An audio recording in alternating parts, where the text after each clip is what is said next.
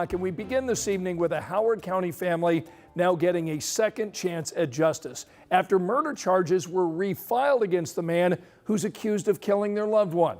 The original charges were dropped, not because of the investigation or evidence, but because of a prosecutor shortage. Our Logan Gay tonight talks with the victim's family about this new chance at closure. Heather Rouse says it almost feels like she and her family are starting at square one after already waiting 20 years for the first arrest. They get arrested, get charges dropped, let out, and then now we're back to refiling the charges. Her brother Chad was shot in the back in November of 2006. Then in 2023, Kevin Maddox was arrested and charged with his murder. Fast forward to last month, when those charges were dismissed due to staffing issues at the Howard County Prosecutor's Office.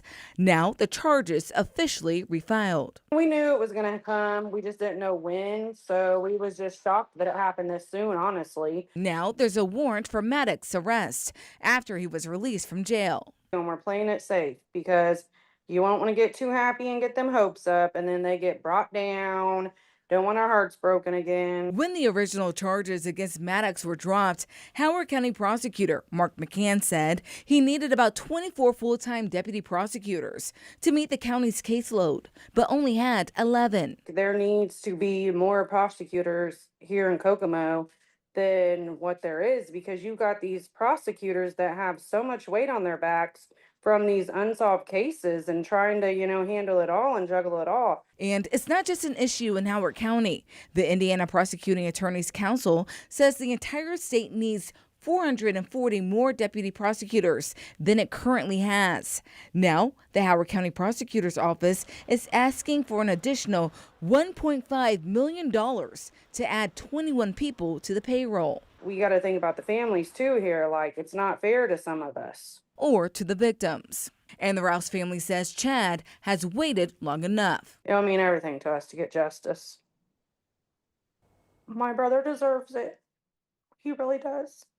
In Kokomo, Logan Gay, 13 News. The driver accused in a crash that killed a former HSE football player will now be charged as an adult. Mason Alexander was a passenger in the car that crashed in March. Prosecutors and Alexander's family have pushed for the driver, 18-year-old Trey Williams, to be waived to adult court. And today, the judge ruled he would be. Williams was 17 at the time of the crash. Prosecutors say they will now charge Williams with reckless homicide, a level 5 felony, reckless driving, and having a fake ID. So we talked with Mason's family today about that decision. These were adult-like actions that had gone on for a protracted period of time. And I think the preponderance of the evidence that was presented would only mandate that this matter be waived over to adult court. Williams will be in court for his initial court hearing on Monday, and that's when prosecutors say he could be moved to the adult jail. And we reached out to his attorney tonight for a comment, but haven't heard back yet. Tonight, an Evansville woman is now under arrest, accused of planning to put homemade explosives at her former high school. The woman was taken to the hospital for an evaluation today. Police tell us they found suspicious devices in her backpack during intake. The woman allegedly admitted to building these improvised incendiary devices and told investigators she was going to use them at her old high school with the intention of hurting people. Rob? Well, we've had those showers roll through as expected. We knew we were going to see these through this evening. I think we're going to have a chance to see more of these overnight.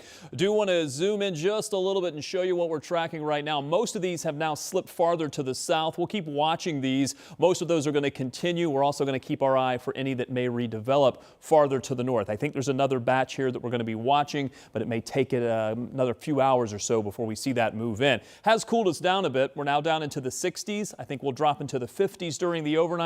And most of these showers will wrap up by early morning. Maybe a rumble of thunder, although I haven't really seen a lot of lightning with these or heard any thunder. I've been watching the radar for that. Low temperature around 57. Now for tomorrow, we are certainly going to clear the skies when it comes to cloud cover. We'll call it mostly sunny skies, but hazy conditions thanks to some Canadian wildfire smoke. I'm going to show you that and how long it's expected to stick around coming up. Here's a look at the other stories making headlines right now. Tonight, federal officials may be looking to Camp Atterbury here in Indiana as a possible holding site for migrant detainees. That's according to a report by our partners at the Indiana Capitol Chronicle. This news comes as the Trump administration cracks down on immigration. The U.S. Department of Homeland Security tells the Capitol Chronicle they are actively exploring all options. Tonight, the Indianapolis Fire Department is partnering with the Marion County Public Health Department to reduce overdose deaths. This is all part of the naloxone Leave Behind project.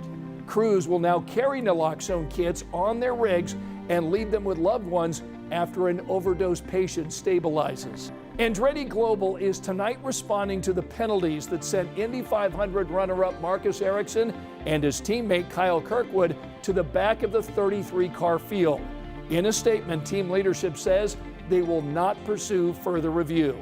The statement goes on to say, while we are disappointed in the outcome, we will take the necessary steps to ensure full compliance moving forward. And Indianapolis International Airport broke its air travel record this week. Monday was the busiest travel day in the airport's history. 23,473 people made their way through Indy on Memorial Day. And remember, you can find all of our latest local stories anytime on our 13 News app.